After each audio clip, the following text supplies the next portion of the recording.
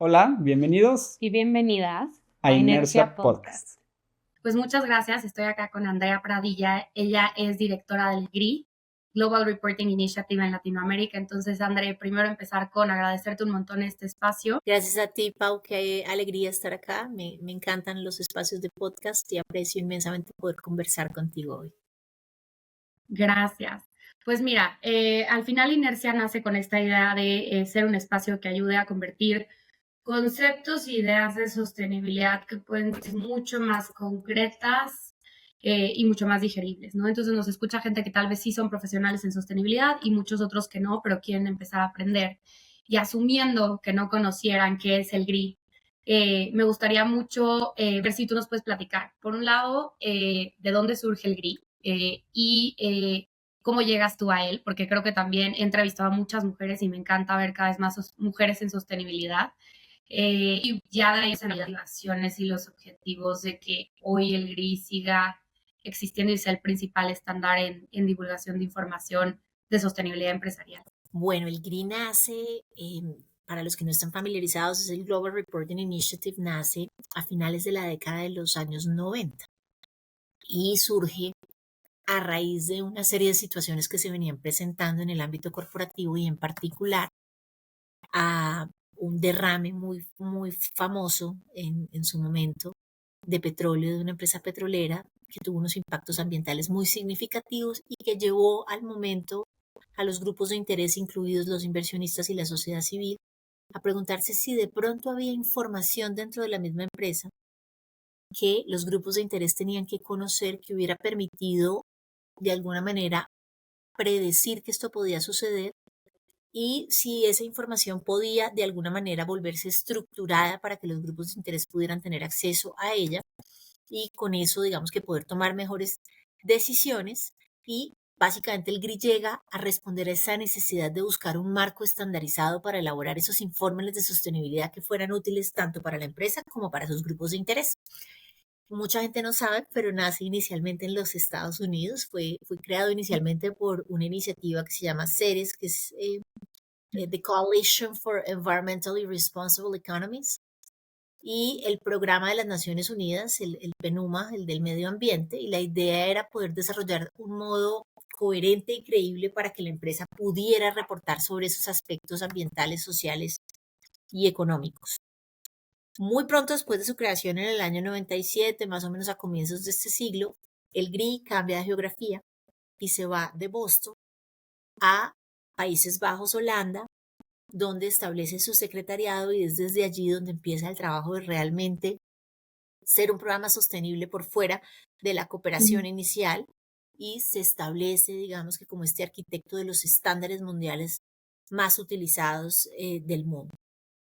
¿Cómo llego yo al GRI? Digamos que llego por accidente un poco, pero también por interés, y es cuando yo trabajaba en ese momento en el equipo que estaba promoviendo el ingreso de Colombia a la Organización para la Cooperación y el Desarrollo Económico, la OCDE, y desde ahí veía cómo se daba todo este trabajo de las líneas directrices de la OCDE para empresas multinacionales y cómo esta herramienta, digamos que buscaba orientar hacia dónde iban las cosas. Cuando yo tenía que pensar eso concretamente, cómo se podía ver en las empresas, desde ahí me empiezan a hablar del GRI y del rol que podía jugar el GRI en aterrizar todas estas discusiones que a veces parecían etéreas desde los gobiernos o desde la misma ley a cosas muy concretas dentro de la empresa y empiezo a conocer primero los estándares y después la organización. En ese momento no eran estándares, eran directrices y poco a poco voy enamorándome de lo que hacía y del potencial que tenía como organización. Entonces es un poco la historia de mi llegada y un poco el propósito del GRI siempre me movió y es cómo medir y ser transparente frente a los impactos y me sigue moviendo cómo podemos pensar en acuerdos comunes entre los diferentes grupos de interés en temas que son tan complejos y donde especialmente en Latinoamérica estamos tan acostumbrados a no hablar entre grupos de interés distintos, sino digamos que a mantener canales separados de conversación. La propuesta del GRI siempre me pareció atractiva porque es sentar todos los grupos de interés a ponerse de acuerdo sobre qué preguntarse frente a un tema. Tú eres abogada de profesión, ¿verdad? Eso estuve investigando. Súper, Correcto. está bastante interesante. Y es que creo que hace muy poquito justo me topé con la publicación que tienen o el estudio que tienen de Carrots and Sticks, que además me pareció, igual nos platicas un poco más a detalle de eso, pero me pareció bien importante porque se está hablando ahorita mucho de cómo se está transicionando de un tema de soft law a hard law, ¿no? Y todo lo que a lo mejor sigue siendo voluntario, eventualmente va a ser, pues ya va a ser algo obligatorio. Y la verdad es que las empresas que vayan a la vanguardia de esto tienen que ir entendiendo de qué forma tienen que reportar, de qué manera tienen que entregar y empezar a medir y generar históricos de cierta información. Y yo digo, es bastante visionario adelantarse a que sea obligatorio, ¿no? Desde mi punto de vista. Entonces, no sé tú qué sientas que al final el GRI juega un rol bien importante en que esta visión se pueda llevar a cabo por marcar el camino, ¿no? De qué es lo que se tiene que decir. Sí, digamos que a mí me ha gustado hablar del 2024 como el año del tsunami regulatorio en materia ESG, porque si bien eran discusiones que ya se venían dando, normalmente los profesionales de la sostenibilidad no tienen formación legal o jurídica. Entonces no era una discusión de la que estuvieran tan pendientes o fueran tan cercanos y de la que yo creo que están en proceso también de entender las implicaciones de tener hard law alrededor del ESG. Entonces, digamos que creo que es un momento y una oportunidad bien interesante porque lo que estamos viendo es gobiernos, organismos internacionales, reguladores, supervisores, eh, ya van a empezar en fases de implementación de esas normativas un poco más estrictas, de las que, bien lo dices tú, en Carrots and Sticks ya anticipábamos que había muchas. Y digamos que ahí se presentan unos retos súper interesantes de cómo con esas discusiones de regulación internacional y nacional va a ser necesario enfocarse en dos cosas: hacer procesos de debida diligencia en empresa de derechos humanos y hacer reportes de sostenibilidad. Por supuesto, por lo menos en la cultura latinoamericana, en el momento en que a ti te dicen que algo se va a volver obligatorio, pues ya dejó de gustarte y ya buscas la manera de hacer lo menos posible o de aproximarte a esto con un poco más de una actitud un poco más apática alrededor de lo que es el compliance. Pero lo cierto es que a pesar de que eso era una duda esperable, digamos que podíamos ver que eso iba a suceder, yo creo que ahí hay que enfocarnos mucho en pensar por qué se necesitaba esto en primer lugar. Es decir, ¿por qué fue necesario en primer lugar hablar de reportes de sostenibilidad y qué pasaría si no existieran? Si hoy no habláramos para nada de reportes de sostenibilidad, ¿cuál sería la realidad empresarial? ¿Tendríamos alguna idea de cómo estamos impactando los capitales ambientales, sociales y económicos? Y yo creo que ahí más que nunca va a ser importante volver al propósito.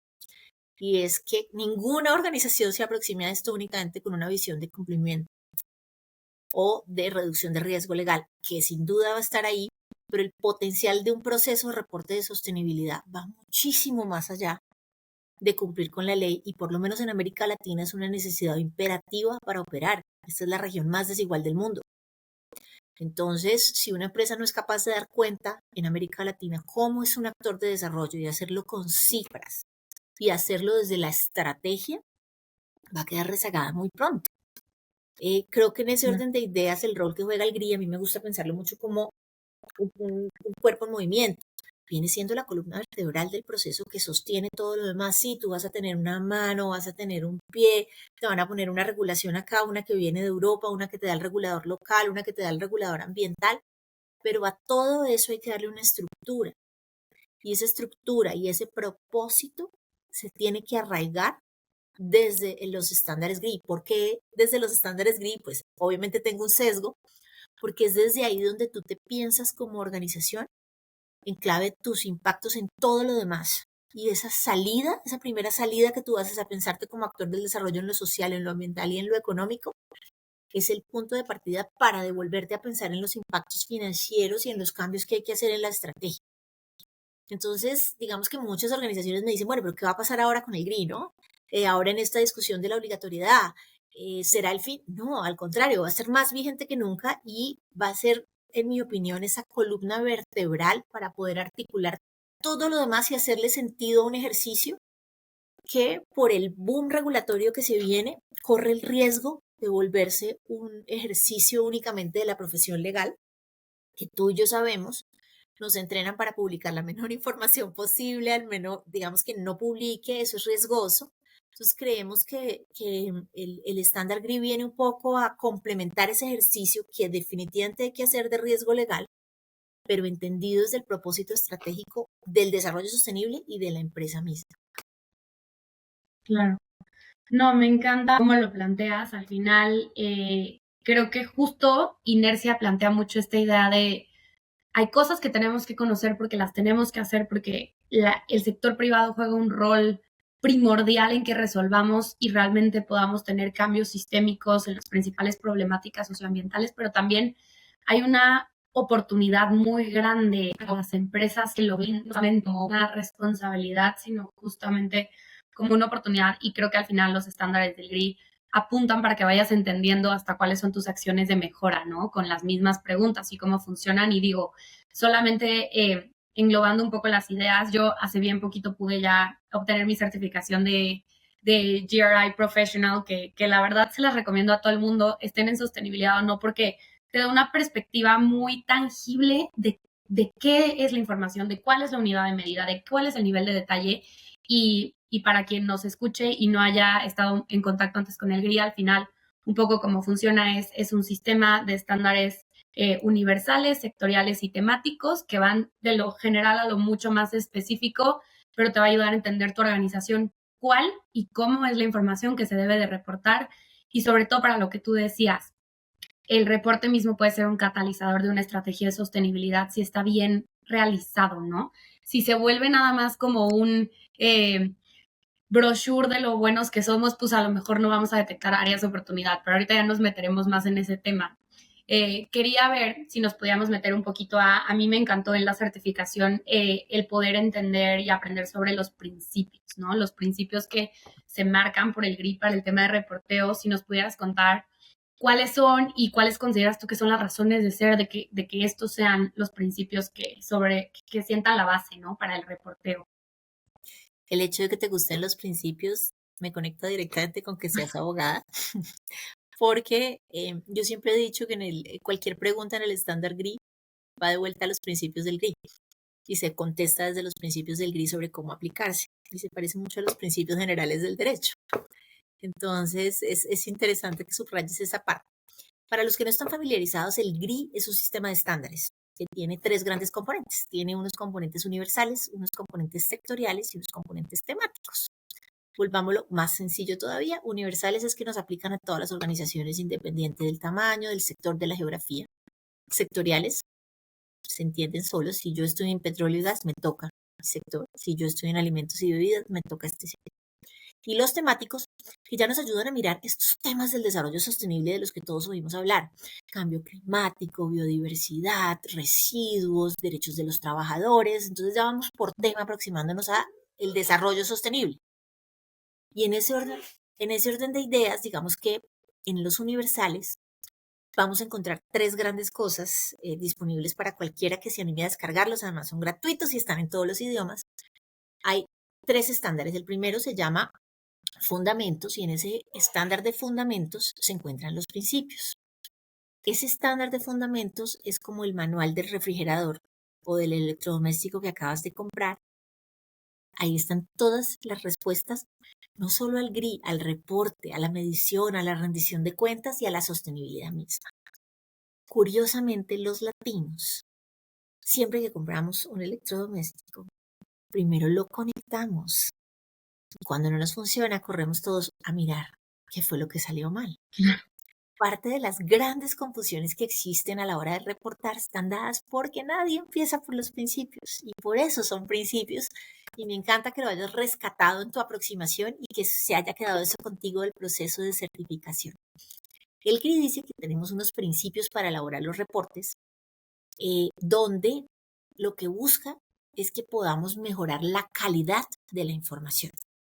Y lo que busca al final es que cualquier organización que se esté preguntando los cómo a la hora de reportar alguno de los estándares temáticos o estándares sectoriales pueda entender que los principios le dan una guía sobre esos cómo se debe reportar la información. Y para muchas personas esos principios de reporte se parecen un poquito a los mismos principios de calidad de la información que le enseñan a los periodistas.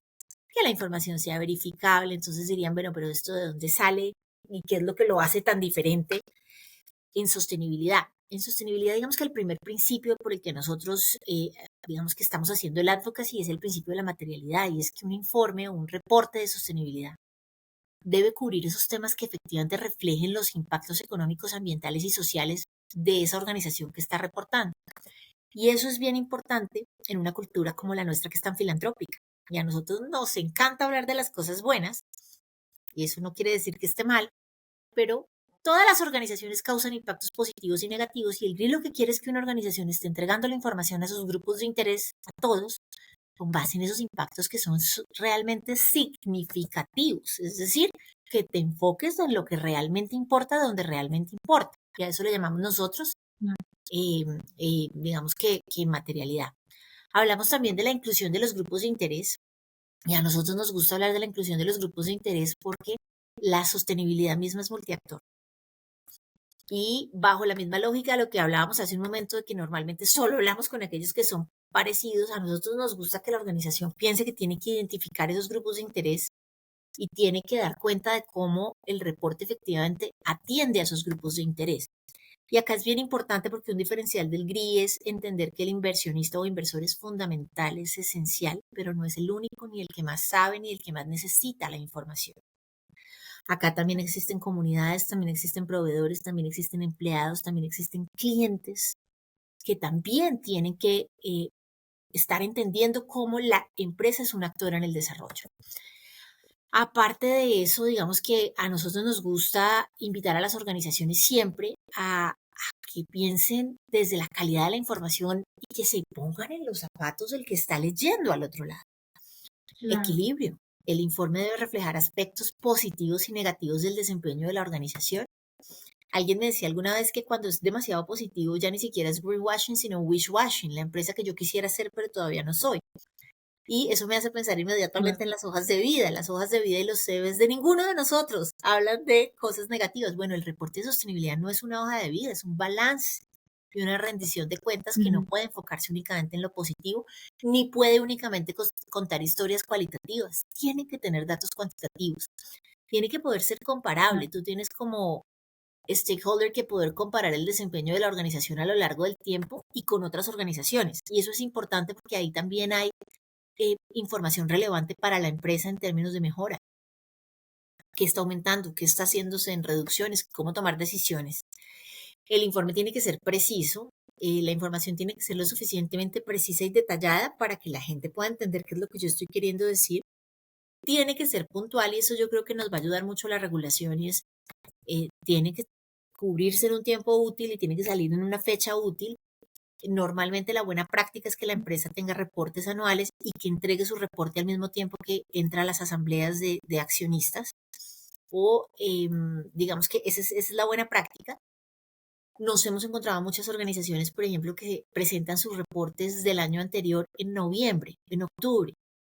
Entonces ahí ya se pierde el componente estratégico de poder alimentar una gestión de la organización. Entonces es muy importante que sea puntual, que mis grupos de interés sepan cuándo va a estar, que la información sea clara y que sea asequible, y eso es fundamental, porque en sostenibilidad a veces hablamos tan acá arriba y tan complejo que no nos entiende nadie. Entonces es muy importante poder ser claros en la información, y pues por supuesto que sea confiable, y es pues que yo pueda verificar lo que estoy reportando, es decir, que lo que está ahí yo tenga manera de probarle a otros si me llegaran a preguntar de dónde salió, poder comprobarlo. Entonces, si te das cuenta, estos principios buscan que yo me enfoque en lo que tengo que reportar, que incluya a otros en mi proceso, y que me asegure que lo que yo le entrego a mis grupos de interés sea fidedigno. Claro. Sí, no, ya, a ver, retomando ahí, no soy abogada, pero sí trabajo en una firma legal, y creo que puede ser que ya esté permeando en mí el asunto. Totalmente. Y digo, probablemente ya hasta le estamos echando ojos a maestrías en política pública y demás, porque para mí es la base de un montón de cosas, ¿no? Y lo que genuinamente cataliza muchas cosas, pero digo, soy licenciada en negocios internacionales, pero sí creo que el trabajo en el despacho puede estar haciendo ya de las suyas sin haberme dado cuenta. Muy abogada, Paulina. Oye, pues mira, eso yo no lo sabía de mí, pero ya me va a ayudar en las siguientes reuniones con los socios. Pero sí, no, a ver, yo creo que justo ese tema, y era lo que te quería preguntar, ligado a lo que decíamos de un buen reporte, que realmente se deja guiar por estos principios, puede ser el catalizador de una estrategia de sostenibilidad y el 80% de las empresas solamente reportan un impacto positivo, ¿no? Y por ende, más allá de lo que tú decías, ¿no? El wish-washing y la organización que quisiera hacer, yo siento que además se pierden muchas oportunidades de lo que tú decías, ¿no? O sea, ¿cuál es el impacto de estas organizaciones? O sea, dentro de las organizaciones, más allá de lo que puedan pensar los grupos de interés, si solamente reportas cosas positivas, ¿de qué se podrían estar perdiendo estas organizaciones? Pues lo que uno se juega cuando únicamente se reporta lo bueno es lo principal, el principal activo que se pierde ahí es la confianza, porque no hay ningún grupo de interés que vaya a creer que una empresa o una organización es perfecta. Piénsalo en tu hoja de vida. Si solo te contrataran por la hoja de vida, nadie en una entrevista te preguntaría por un reto que hayas tenido y hayas tenido que superar, por un defecto, porque eso es impensable. Las empresas al final son el reflejo de las personas y las personas son imperfectas. Entonces, la gestión de ninguna organización, de ninguna ONG, va a ser estar enfocada únicamente en impactos positivos. Siempre tiene impactos positivos y negativos. El que tú y yo podamos estar conectadas ya está generando impactos en materia ambiental. Entonces, cualquier cosa que cualquier organización haga va a tener impactos negativos e impactos positivos. Y es desde ahí, desde donde uno tiene que educar los grupos de interés para que no esperen empresas perfectas. Y tiene que educar los tomadores de decisiones al interior de la organización para que le pierdan el miedo a contar qué retos están teniendo. El desarrollo sostenible es muy difícil de gestionar y los grupos de interés tienen que ser corresponsables y copartícipes de esa gestión que está haciendo la empresa por intentar hacerse cargo del impacto. Entonces, el primero creo que es en materia de mentalidad, porque de lo contrario se pierde la confianza. Hay un reto adicional acá y es que en todos los temas de sostenibilidad y de gestión ASG, la conversación tiende a ser positiva, ¿no? Este es el área que da las buenas noticias. Entonces, cuando todo sale bien y salimos en el índice y lo que sea, pues fuimos todos, ¿verdad? Es maravilloso y nos salió bien y fue un trabajo en equipo, pero cuando las cosas no salen bien, es muy difícil establecer responsabilidades y hay, digamos que mucha frustración de parte de los grupos de interés alrededor de lo que tú dices. La mayoría de lo que se lee es positivo. Y digamos que a eso se le ha denominado greenwashing, social washing, SDG washing, ESG washing, you name it. Y al final es un poco cómo se presentan a menudo estos informes desde imágenes de empresas muy perfectas con impactos que son maravillosos y sin defectos, que casi que parecen estos coffee table books que se ven en las salas, ¿no? Con cosas muy bonitas, pero eso no refleja la realidad y digamos que mina la confianza de los grupos de interés y te pone de una vez una presión de siempre está siendo perfecto. Entonces creo que ahí se pierde y al final a lo que se lleva es a desinformar, a desinformar a los grupos de interés y hacerles esperar una empresa completamente perfecta que no existe, pero que en estos tiempos es esperable, es decir, es muy difícil que tú hoy te encuentres un líder empresarial, un CEO, un gerente que diga que la sostenibilidad no importa. Todos tienen que decir que importa y todos tienen la tentación de dar resultados muy rápido. Y en sostenibilidad los resultados toman tiempo, porque son de mediano y de largo plazo. Sí, hay mangos bajitos y hay victorias tempranas, pero las transformaciones toman tiempo. Entonces, eso hace que sea, digamos que más que natural enfocarse en lo positivo y resaltar los buenos resultados.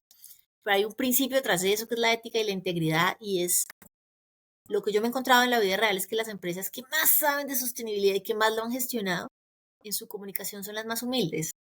En decir, tenemos retos, nos falta alcanzar todo esto. No quiere decir que no haya que contar las cosas buenas, porque sí hay que contarlas, pero de esa aproximación lo que siempre hay es poder pensar que sigue en la gestión de la empresa. Si tú en tu comunicación y en tu cultura estás diciendo que ya tienes todo, pues básicamente no hay nada que mejorar y no hay productos para innovar y no hay oportunidades de mercado que capturar alrededor de la sostenibilidad porque esta empresa está básicamente perfecta.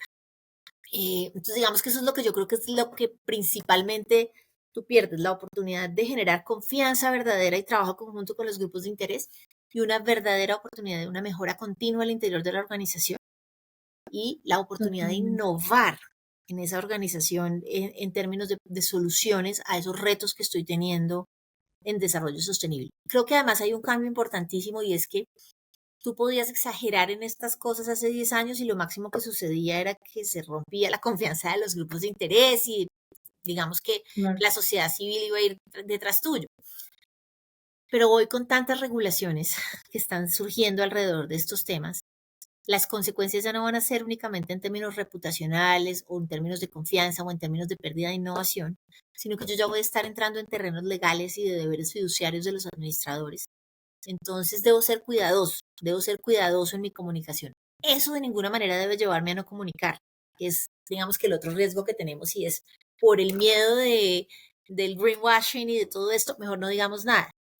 La invitación acá es a buscar mucha más precisión y mucho más detalle a la hora de comunicar, ser muy cuidadosos en no exagerar. No siempre el greenwashing o el contar el impacto positivo viene de querer minimizar el negativo, porque muchas veces lo que nos hemos encontrado es que puede que reporten el positivo, pero que también estén trabajando en el negativo. No es que no se estén dando cuenta y no lo estén gestionando, puede que sí lo estén gestionando, pero con este afán de querer ser perfectos prefieren no mencionar mucho del negativo. Entonces es una invitación a eso, a aceptar empresas imperfectas pero comprometidas con el desarrollo sostenible y con la mejora continua.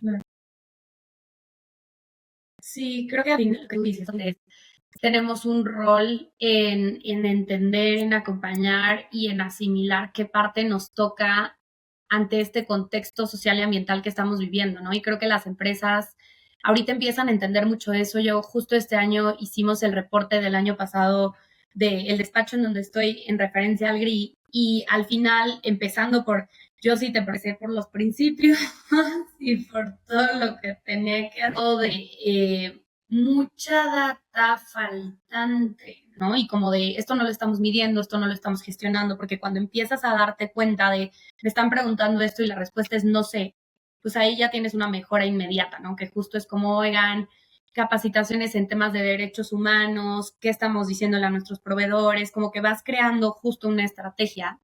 Y algo que yo propuse, bueno, fue, tenemos que ponerle balance al reporte, porque justamente si tú llegas y ves una empresa que está salvando el mundo y terminando con el hambre y además transicionando energéticamente y todo bien, obviamente ya a estas alturas te genera desconfianza porque justo no es un camino fácil.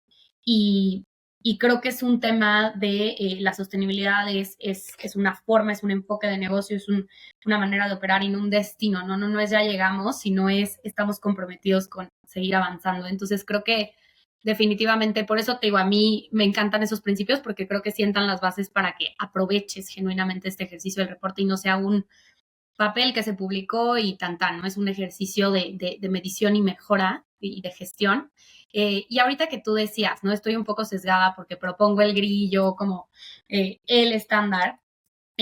Quisiera retomar esa idea porque justo, ¿no? Están surgiendo temas de obligatoriedad y existen N1000 guías estándares, bueno, en Carrots and Sticks, ahí mapearon más de 2,400 en el mundo, pero entre guías y demás. Pero a mí algo que me gusta mucho y que quisiera que nos platicaras tú es que yo siento que el GRI siempre está en pro de este tema de la interoperabilidad, ¿no? Entonces, aun si tú eventualmente tienes que moverte más hacia un tema como financiero o de riesgos o de cambio climático y gases de efecto invernadero, ¿cómo funciona el tema? ¿Cómo ven ustedes cada vez que están desarrollando estándares y cómo se generan y se gestionan? ¿Qué es este tema de la interoperabilidad y cómo lo ven en el GRI?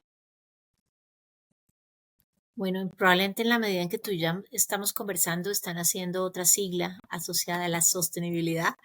Es inevitable. Digamos que el GRI fue el primero de los estándares de reporte. Pero cuando tú estás construyendo conceptualmente la gestión de la sostenibilidad, a mí me gusta mucho, yo soy profesora, decirle a mis alumnos que se imaginen que estamos yendo como a un Home Depot y vamos a ir a adquirir herramientas. Y hay muchas herramientas y es maravilloso que haya muchísimas herramientas de mucha índole, porque las necesidades de las empresas son de diferente categoría. Entonces, tú puedes tener una necesidad de gestión social particular asociada al talento. pero es que también puedes tener una necesidad asociada a la reutilización de un producto de otro estilo. Y así se construye la caja de herramientas de las cosas que una empresa tiene que llevarse de vuelta para gestionar su estrategia. El problema, digamos, de la aparición de todos estos estándares para una organización sucede cuando tú te vas a Home Depot y compras todas las herramientas y llegas a casa y no sabes qué vas a hacer. Entonces, por más, digamos, que tengas interoperabilidad de todo esto, si tú te aproximas a que están saliendo todas estas herramientas sin tener clara tu estrategia, no te va a servir. Y acá un mensaje crítico. Las herramientas y los estándares no somos un fin. Nosotros somos un medio para que la empresa logre hacer otras cosas. Entonces, preocúpate también cuando la empresa te dice, mi estrategia es reportar con esto, hacer esto.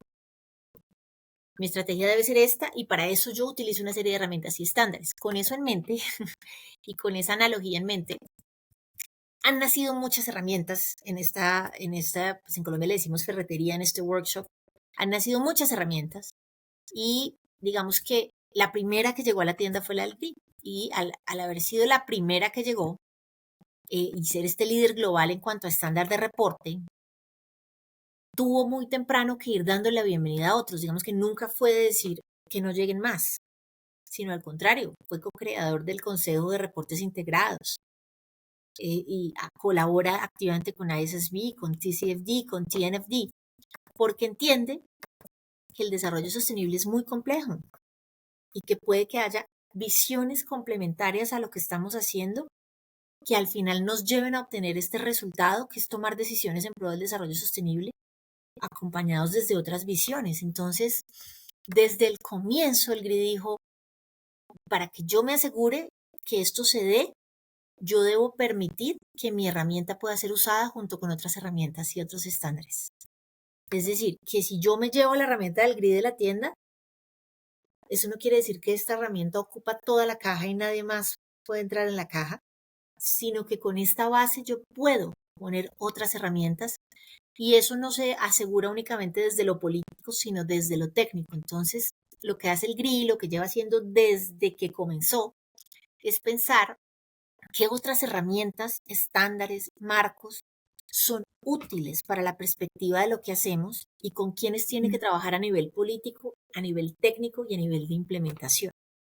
Y normalmente lo que hacemos es que con esa priorización de esas otras herramientas, estos otros organismos, se generan estos acuerdos colaborativos, primero en lo político, después en lo técnico, ya a nivel de los estándares muy puntuales, y después en términos del uso de esos estándares, cómo guiamos. Entonces, para darte un ejemplo con Sistema B y su evaluación B en un comienzo, dijimos, queremos lo mismo, ¿verdad? ¿Cómo podemos generar una alineación primero a nivel político de lo que queríamos, después a nivel técnico entre la evaluación B y los estándares GRI y cómo después guiamos a los grupos de interés a que utilicen esa herramienta técnica? ¿Con qué propósito? Con reducir la fatiga de reporte y promover que la organización se enfoque en la gestión de los impactos y que haga un único proceso de reporte donde pueda incluir absolutamente todo lo que está haciendo.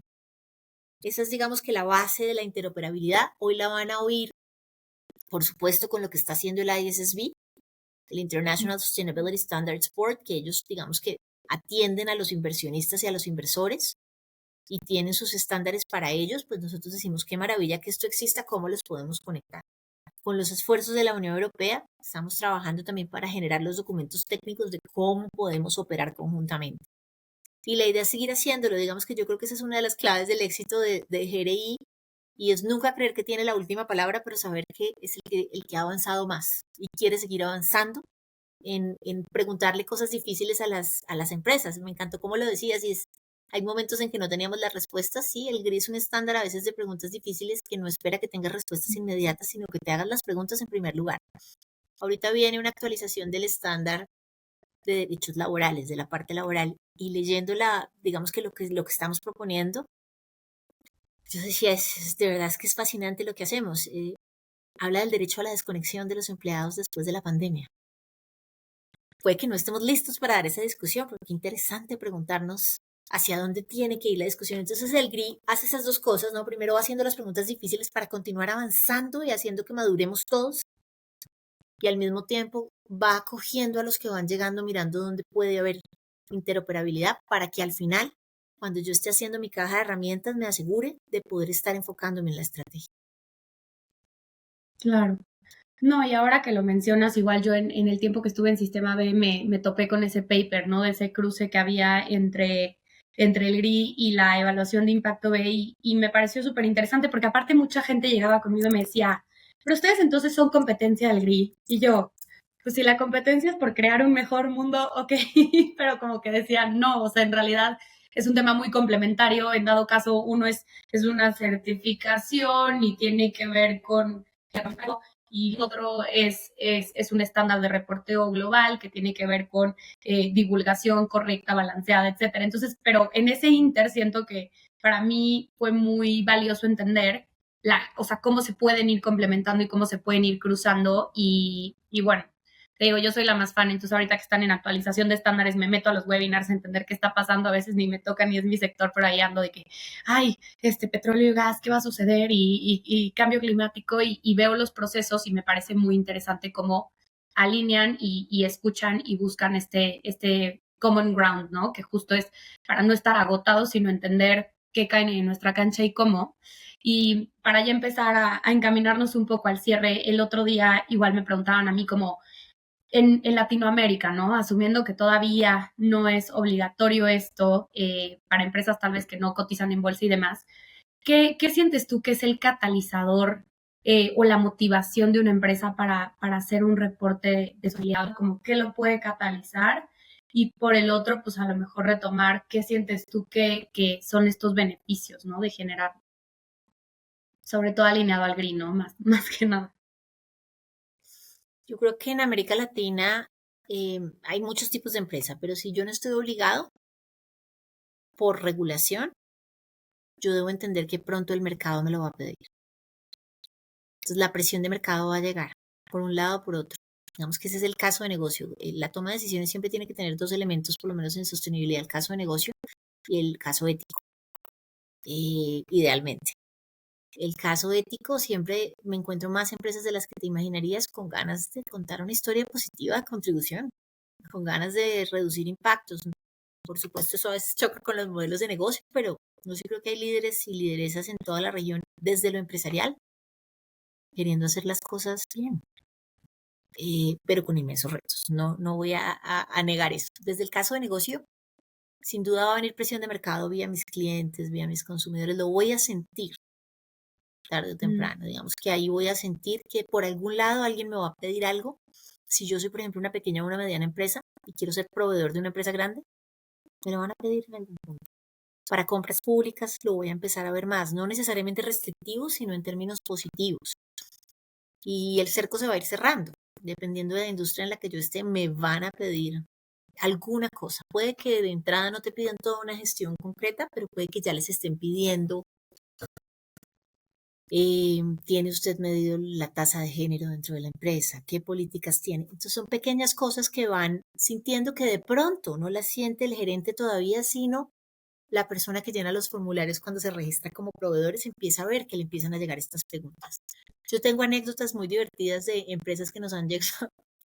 Una de ellas es en México, de hecho, que nos llamó un jueves a la oficina y nos dijo, necesito ayuda porque mañana me cierran una convocatoria de una empresa y necesito el reporte GRI para mañana. Y yo me miraba con el equipo y decía, ¿cómo? Esto ya es hace mucho tiempo, o sea, esta ya tiene por lo menos 6 años. Le tengo que decir que no va a llegar, que no va a poder. Y digamos que si eso era hace 6 años, lo vas a empezar a ver más, porque las empresas, una de las maneras en que cierran estos cercos es pidiendo información. La información va a estar en el centro de cómo tú vas a sentir que el mercado te lo pide, bien sea el banco, la inversión, el seguro, alguien te va a pedir algún tipo de información. Entonces, frente a eso no hay mejor estrategia que tener la gestión de tu información organizada a través de un reporte, que seas proactivo en ese proceso.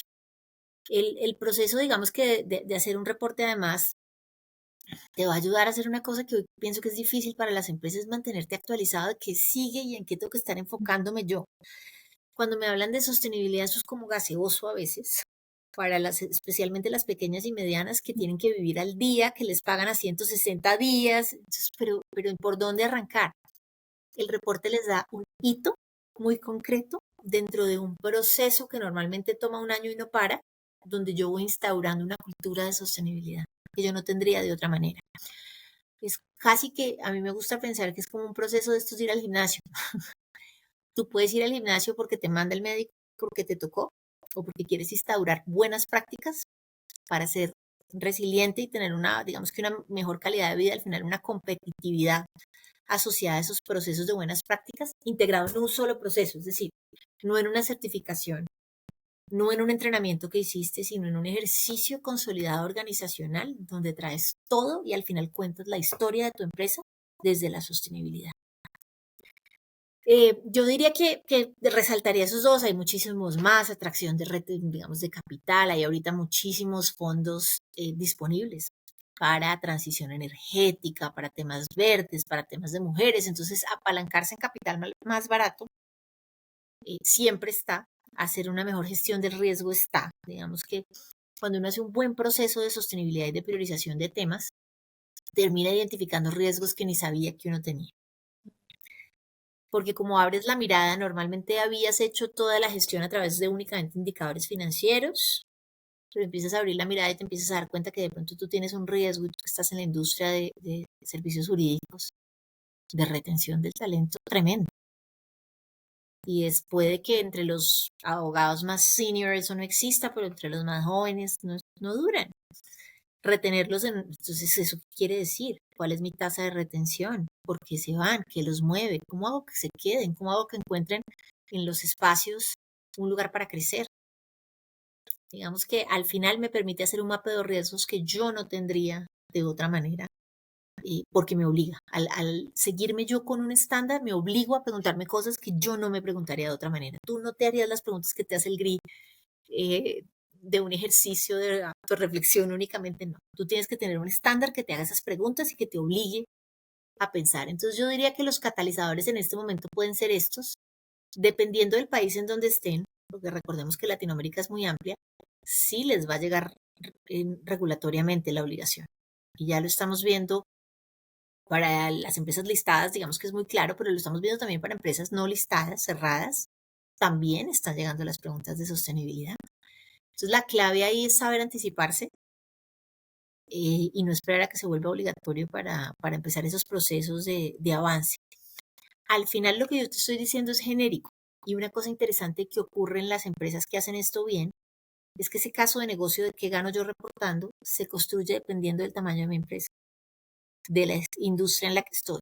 Es como un gran menú de uno de estos de todo lo que usted pueda comer. Tú tendrás que seleccionar cuáles son las razones de negocio tuyas para reportar. En algunos casos será atracción de clientes, atracción de inversionista, mapeo de riesgo, y no todas van a puntearte igual de alto. Yo les estoy contando, digamos, que el por qué la mayoría de empresas está migrando hacia allá. Si esto ya es una práctica de todas las empresas grandes y está siendo regulado, tienen que saber que todas las regulaciones de empresas grandes tienen un componente siempre que exige que las empresas grandes den cuenta de su gestión en las cadenas de suministro. Y eso básicamente quiere decir los proveedores. Entonces, así sientan que en principio eso no los toca, va a llegar. Y algo que yo decía hace poco platicando de este tema era, la globalización ya no nos permite quedarnos muy cómodos en mi país no nos obliga a hacerlo, ¿sabes? Si quieres ser una empresa competitiva a nivel global, si quieres formar parte de la cadena de suministro de una empresa grande o pública, eventualmente va a llegar. Y de verdad que a todos, ahorita nosotros en la firma nos han preguntado cuál es nuestro plan en cuestiones de cambio climático, ¿no? Y a lo mejor una empresa de servicios profesionales asumiría que no le toca. No, pues sí nos toca.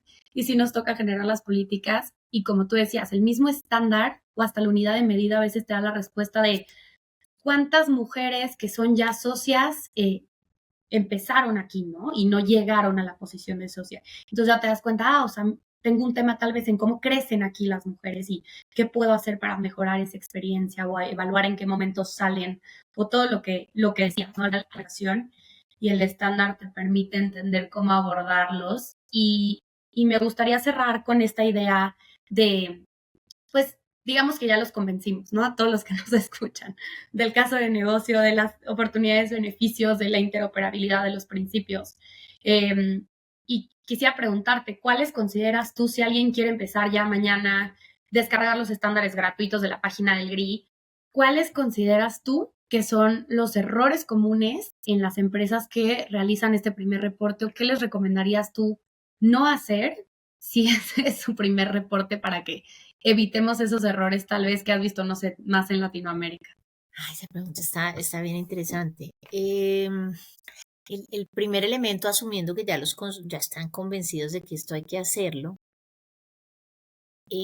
asumamos, ¿no? Que ya están convencidos de por qué es importante reportar, es poder generar una buena gobernanza dentro de la empresa que permita hacerlo. Y por gobernanza no quiero que las pequeñas y medianas digan, no, pero yo no tengo consejo de administración. No, la gobernanza es quién toma decisiones, cómo y con qué recursos. Si yo quiero que esto sea una realidad, el paso más importante que debo hacer es diseñar cómo puede hacerlo. Es decir, quién es el responsable, cuándo, cómo lo va a hacer y qué recursos voy a determinar. Con una buena gobernanza, este sea mi único consejo, todo lo demás les va a fluir. Porque una buena gobernanza les va a poder permitir saber si necesitan a una PAU o a dos PAUs o a tres PAUs, y si PAUs le van a dar los espacios para que hable con cada uno de los partners, para que integre esto en su área de negocio. Pero si tú no tienes una buena gobernanza, el proceso es muy probable que no vaya a tener los resultados que requiere, que vaya a veces a fracasar, que vaya a ser ineficiente en su promesa de valor.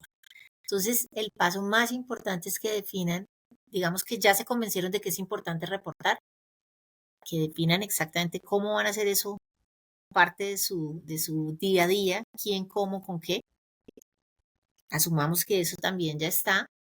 Yo debo darle a mi proceso de reporte un propósito en sí mismo, no el genérico que yo les conté. ¿Por qué la empresa X, Y, Z quiere reportar? ¿Para qué? ¿Qué espera lograr con eso? Es la única manera que vas a saber si al final el proceso fue o no fue exitoso.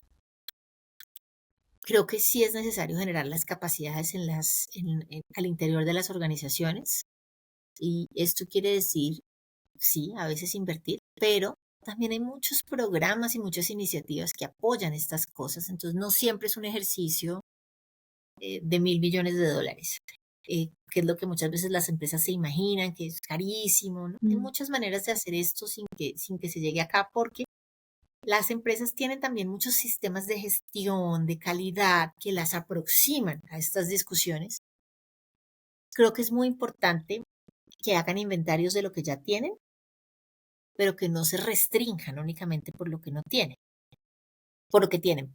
¿Y a qué me refiero? Es muchas veces, digamos que la columna vertebral del proceso debe ser el proceso de materialidad, donde yo identifico mis impactos y tomo la decisión de que voy a trabajar en retención de talento y no en biodiversidad, porque para un estudio jurídico es mucho más importante la retención. No sé, ese es un análisis que hace cada organización.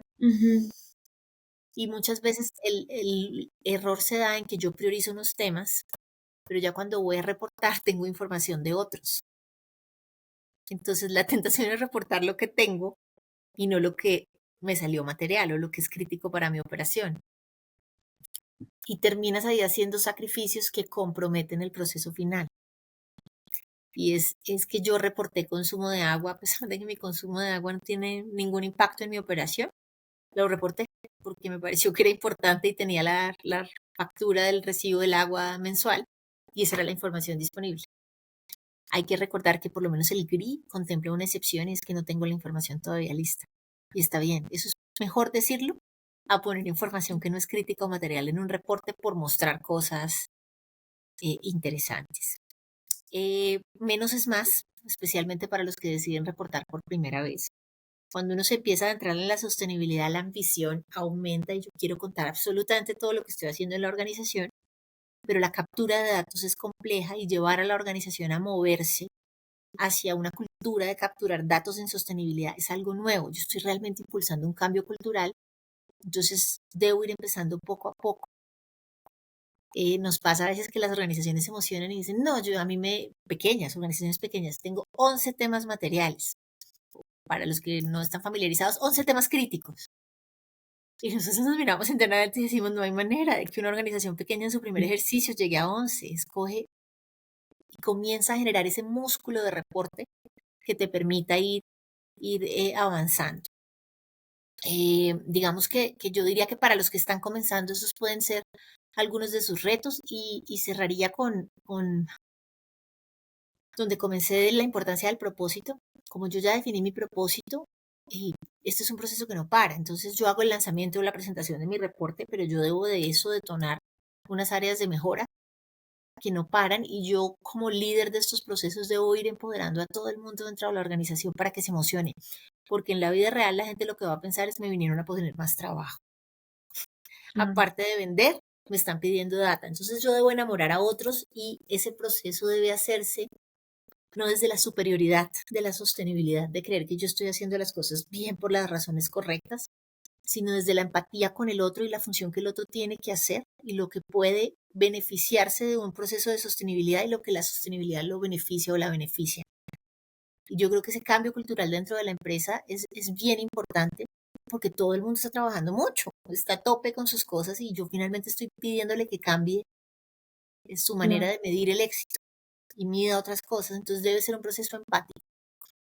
Clave que sepan comunicar lo que está en ese reporte de sostenibilidad para que no quede ahí suelto, sino que se comunique. Lo bueno, lo malo, se comunique y se comunique con frecuencia y se comunique con precisión, por supuesto, pero que no asuman la empresa que sacó su reporte y todo el mundo lo va a descargar y se lo va a leer. Además, porque los reportes tienden a ser largos. Entonces, asumir que alguien va a descargar el reporte de una empresa o que todo el mundo debería descargarlo y leer las 80 hojas es un poquito, es una posición un poquito de superioridad. Hay que hacer un ejercicio de comunicar esa información que está en el reporte de manera amena, de manera precisa, que invite a la acción a los grupos de interés. Entonces, no dejarlo únicamente como un documento y tampoco tienen que imaginarse que tienen que necesariamente contratar una agencia de comunicaciones. Hoy creo que la tecnología nos da muchas herramientas para poder hacer esa comunicación de manera sencilla y efectiva. No, muchas gracias. Creo que a través de los años eso ha sido de los temas que yo he aprendido también en sostenibilidad. Tienes que llegar desde un lugar de mucha empatía, porque si lo que quieres es como imponer en vez de conciliar, es muy difícil el camino para que tenga el impacto. Entonces me los compartes y creo que ese ejercicio, yo he visto one-pagers de reportes de impacto y entonces te puedes echar one-pager y si quieres conocer la información completa, entonces está el reporte, ¿no? De 20, 25 páginas, pero ayudas a que eso permee y que cada quien en la organización entienda que le beneficia ser parte de esto y que encontremos los cómo, ¿no? Y hace bien poco y ya para cerrar, estuviste en un webinar, sobre todo con muchas firmas legales y yo andaba ahí igual un poco de chismosa y me encantó que la consigna con la que cerraste en ese lugar y con esa audiencia fue: tenemos un compromiso de seguir aprendiendo y de seguir entendiendo que no tendríamos por qué ya conocer esto de sostenibilidad de principio a fin, pero sí la responsabilidad de seguir abiertos al aprendizaje continuo, porque al final nuestro rol es de acompañamiento y de consejo y de guía, entonces tenemos que entender bien cómo vemos de esto una oportunidad y la verdad me encantó y por eso dije, necesito tener a Andrea en Inercia para que podamos compartir todo esto y bueno, pues ya saben, Inercia es un espacio que busca traerles información digerible y tangible de lo que, como tú decías, a veces puede ser un concepto muy gaseoso en general. Entonces, Andrea, muchas gracias. Gracias a ti por la invitación, por tu liderazgo y por tu compromiso. Yo te he visto el crecimiento que has hecho en estos temas y me emociona siempre que me encuentro profesionales comprometidos con dar más y para eso se preparan mejor. Entonces, gracias a ti por la invitación.